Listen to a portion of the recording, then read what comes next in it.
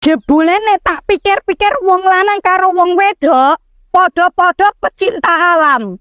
Wong lanang seneng mendaki gunung, wong wedok pecinta burung. Jadi wong lanang kurang penak piye? Mangan dimasake, kopi digaweke, susu dicepaki. Nek bengi ijeh penekan karo wong wedok, kurang apa jan wong wedok iki?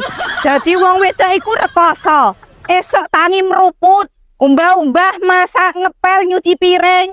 Kadang anake rewel, nek bengi turune keri dhewe. Kadang isih kon mijeti wong lanang.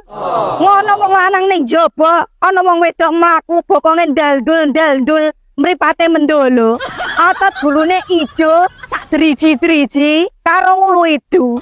Wong lanang muni ora nafsu weruh bokong gedhe.